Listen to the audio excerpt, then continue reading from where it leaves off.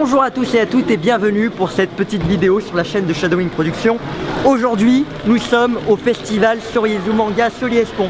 Alors bien évidemment, nous avons un stand et grâce à cette vidéo, vous allez pouvoir découvrir un peu l'environnement de ce festival tout au long de ce week-end avec des interviews, bien évidemment, tout de suite. On y va, c'est parti. Lui, c'est un... On l'a jamais vu, en fait, dans la série. Si, on le voit, on voit 2 secondes. Dans la ville. Alors je finis mes 3 boules parce que je suis triboule. Lui, c'est Mélion. Alors si on fait bien attention à Mélion, petit détail technique, son nez a été rogné. Regardez, son nez a été rogné ici. Mais bon, sinon, c'est Messire Mélion qui est un des personnages principaux de la série. Et vraiment, pourquoi il a été rogné le nez? Parce que j'ai un petit peu merdé sur Photoshop. C'est mon doigt qui a glissé. Alors là, nous nous trouvons dans la partie asiatique arts martiaux. Alors, exactement, c'est quoi le nom de l'art martial que vous êtes en train d'enseigner en fait? On pratique le karaté de Todokai. Todokai, c'est la voix d'un maître au Japon qui a fait une synthèse et qui a travaillé le karaté Shotokan d'origine, où on travaille les armes pour développer notre karaté. On ne travaille pas les armes pour travailler les armes, on travaille pour développer notre karaté, les sensations dans notre karaté. D'accord. À partir, on fait le rapprochement de tous les gestes qu'on fait en karaté, avec un bâton, avec un sabre, avec un couteau, et après, quand on le travaille sans couteau, sans bâton, et on arrive à trouver des bonnes sensations grâce à ça. Et qui a, tada, les copains de Protea. Alors, copains de Protea, Alexandre qui joue le farmer et Chocho qui joue Malétion. Alors, concrètement, comment c'est ce festival? Eh ben on s'éclate, c'est super sympa. Il y a une très bonne ambiance, des stands qui valent le détour. On a un stand de tir à l'arc japonais derrière nous, où on peut comprendre tout le côté, comment dire, toute la préparation et le cérémonial d'un lancer à l'arc. Hein. On se dit que du coup, nos lanceurs, nos archers médiévaux étaient des petites joueuses, des petites. Ils avaient un rythme de tir quand même largement supérieur. Mais bon, ça, oui, mais il n'y avait pas le cérémonial. Et ça c'est important. C'est la beauté du geste, quel que soit le geste. Qu'est-ce que c'est exactement? En quoi ça consiste? Alors ça consiste à prendre conscience de ses verticalités, ses horizontalités. Ça c'est très important. Travailler bien son dos et ne pas chercher à atteindre la cible. J'ai dit ne pas chercher. Mais si tous les gestes sont en place, si les verticalités sont en place, les horizontalités sont en place, la flèche va aller dans la cible. Et comme je suis une grosse feignasse, j'ai pas eu envie de rattraper le truc. Donc voilà. Mais ça se voit pas après, si on fait pas gaffe, on s'en fout. Mais je vous le dis quand même. Alors on se retrouve toujours au festival Soryezu Manga et là on est sur le stand des kokeshi. Alors les kokeshi, qu'est-ce que c'est exactement? C'est quelque chose de... Parce que c'est du bois laqué, mais c'est de la marque Quête. C'est le bois laqué Quête. Enchaîne. Bonjour. Alors les kokeshi, qu'est-ce que c'est exactement? Ce sont des poupées en bois laqué qui sont offerts en gage d'amitié et d'amour au Japon. Alors la kokeshi, en vérité, on la donne en fait à l'enfant, le premier enfant d'une maman, tout simplement. Voilà. Et alors là, on a une spécificité spécialement du festival.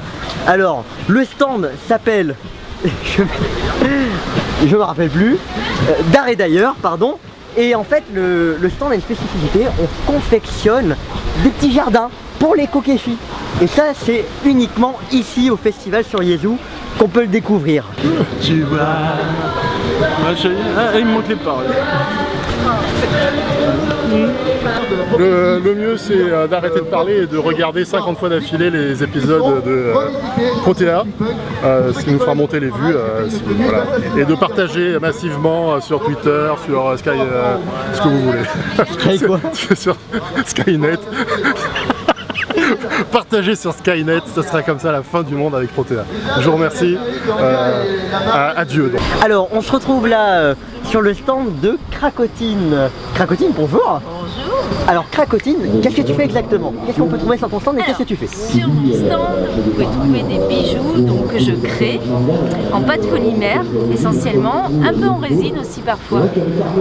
Donc ça va de la bague aux boucles d'oreilles, aux bracelets, colliers, straps pour portable, porte-clés, je crois que j'ai tout dit. Oui, et donc c'est quelque chose que tu fais en fait, c'est toi qui le fais, c'est de l'artisanat pur en fait. Voilà. Oui.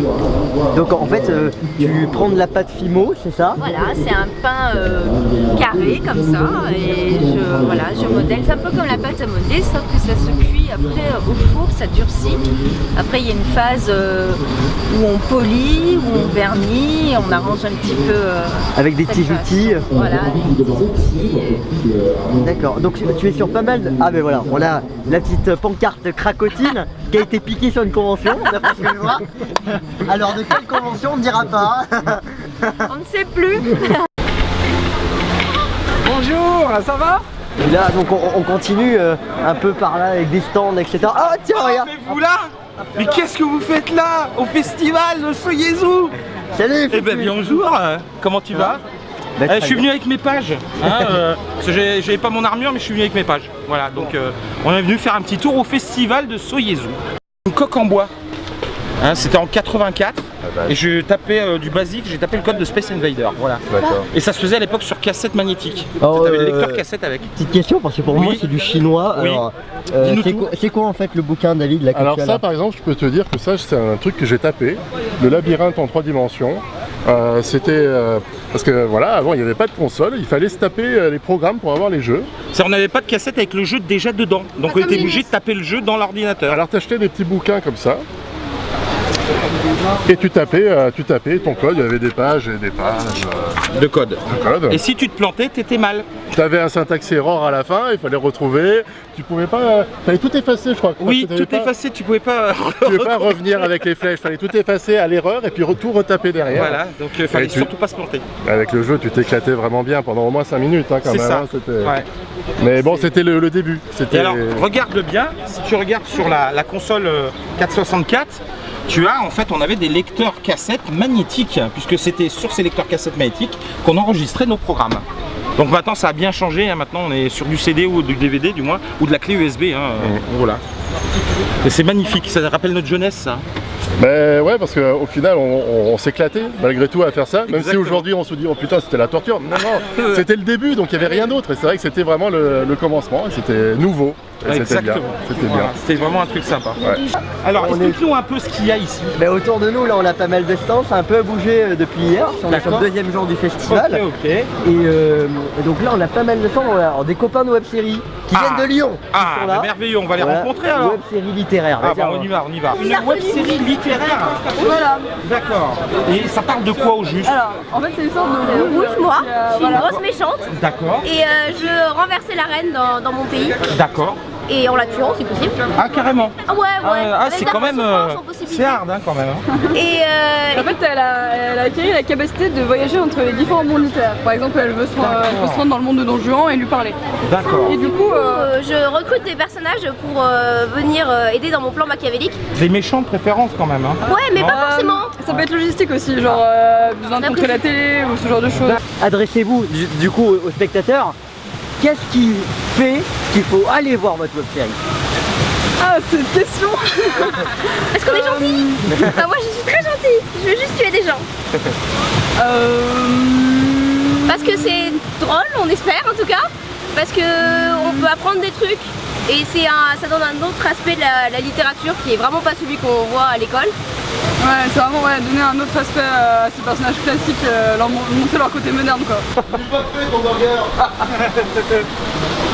Peter Parker. C'est vous? Bah, bon appétit alors. Je vous remercie. Alors on continue sur le Soyezu Manga Festival. La fabrique de phénomènes, qu'est-ce que c'est exactement?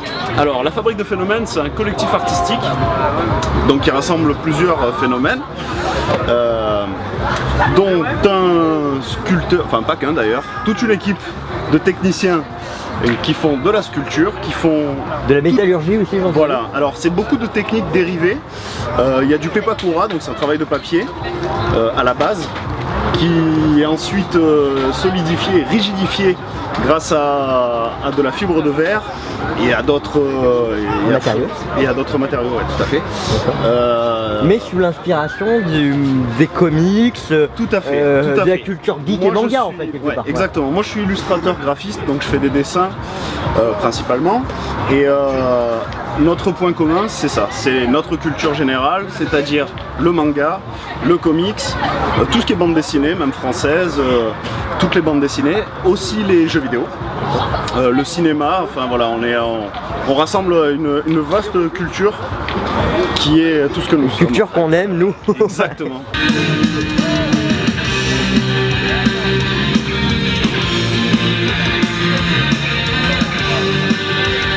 Tiens, on va aller voir un copain. C'est un peu à double tranchant, quoi. Ça a l'air bien, soit ça marche. Et on a constaté dans la cause Alors, on est avec tout le monde, son analyse a commencé à faire le alias Black Flame. Professeur Black Flame. On est sur le stand de l'atelier des Flammes Noires. Alors, parlons-nous, qu'est-ce que c'est? L'atelier des Flammes Noires, donc c'est de la réalisation de pièces d'accessoires, de costumes diverses. Ça peut aller de la lunette, de la pièce d'armure, des armes ou des pièces totalement issues de l'univers de la fantasy. Je me suis surtout illustré dans les univers du steampunk, sinon je fais aussi dans le médiéval fantastique, le pirate, le futuriste, le post-apo.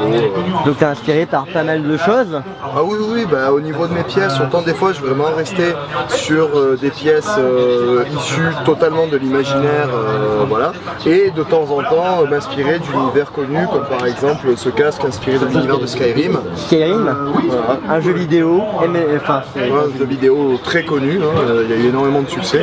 C'est vrai que moi j'ai eu peu l'occasion d'y jouer, mais c'est vrai que le design était assez sympa, donc je me suis dit tiens, je vais essayer de travailler sur la chose. Et donc toi tu habites où? Enfin ton atelier il est où?